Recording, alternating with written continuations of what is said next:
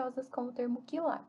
Um quilate ou carate, com origem em grego antigo, cujo símbolo é Ct, representa uma massa igual a 200 mg. No caso de diamantes, é usual entre os comerciantes a utilização do termo pontos. Cada 100 pontos equivalem a 1 quilate. Pesando 3.106,75 quilates, Cullinan é o diamante de maior qualidade já encontrado. Ele foi extraído de uma mina próximo a Pretória, na África do Sul, e era tão grande que foi cortado em algumas pedras grandes e outras pedras menores. Originalmente avaliado em 2 bilhões de dólares, é propriedade atual da coroa britânica.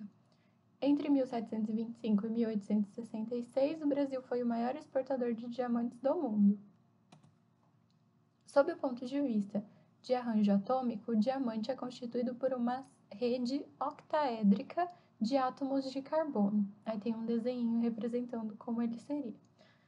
Entre outras propriedades, o diamante possui alto índice de refração, o que favorece as reflexões da luz, dotando-o de características peculiares de brilho. A fim de acentuar ainda mais as reflexões luminosas, o diamante na forma bruta é talhado, lapidado por especialistas, conferindo-lhe certa forma.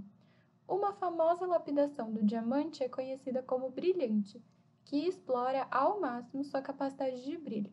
Foi concebida em 1919 pelo belga, esse cara aí, descendente de uma famosa família de lapidadores da Antuérpia. Nesse tipo de lapidação, o profissional formata o diamante em geralmente 58 facetas. Ele tem a imagem dele e vocês veem que ele é bem brilhante mesmo. A figura a seguir mostra de maneira simplificada um corte em um plano vertical que passa pelo centro da peça do diamante. Considere que um raio de luz monocromática contida no plano da figura atinge a face superior S da peça no ponto O, sob ângulo de incidência nulo, quer dizer, ele está incidindo exatamente em cima da reta normal, como vocês podem ver aqui na imagem. Após ser refratado, o raio de luz atinge a outra face do diamante no ponto P.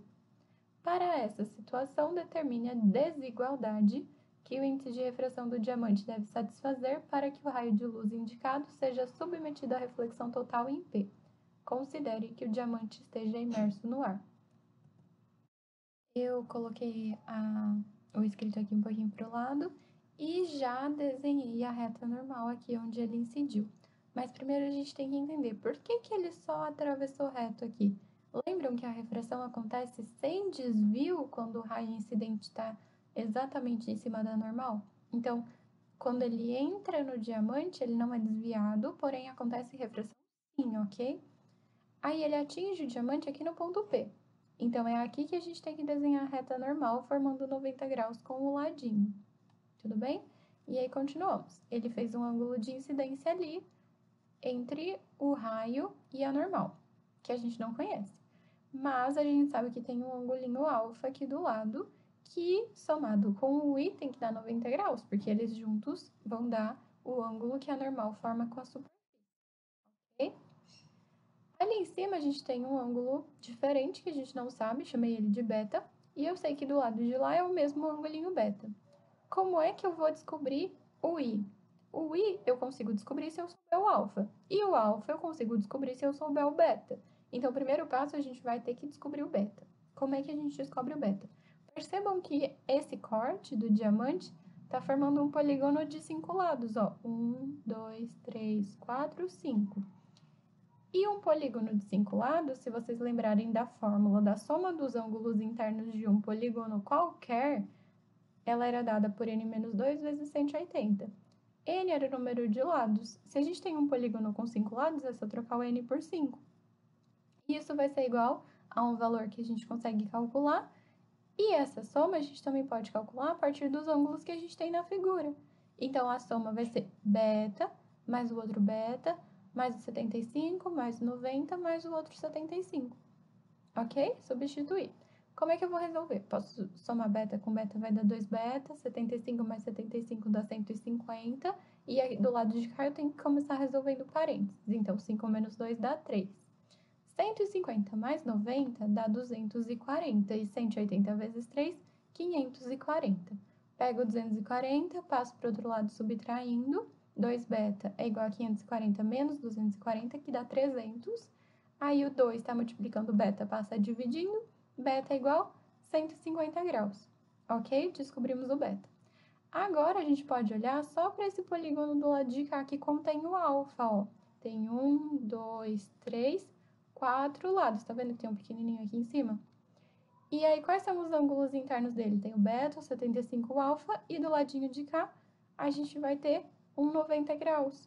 Porque do lado de cá também tá formando 90 graus com a superfície, do mesmo jeito que formava do lado de lá. Então, a soma deles agora vai ser um polígono de 4 lados, e vai ser beta mais 75 mais alfa mais 90.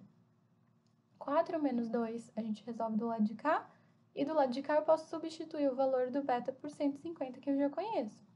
150 mais 75 dá 225.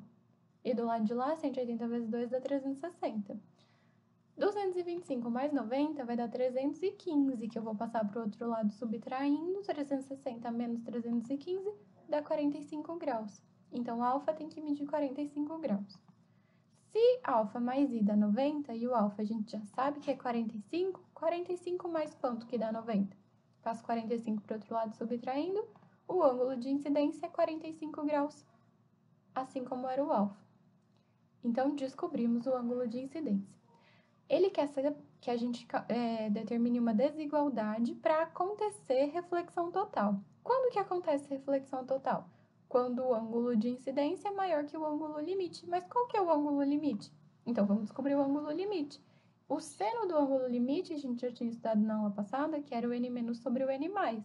O n- e o n+ são o índice de refração do ar e o índice de refração do diamante. E o do ar a gente sabe que é 1. Então, a gente sabe que o seno do ângulo limite é 1 sobre o índice de refração do diamante, que é o que vai estar lá na nossa desigualdade.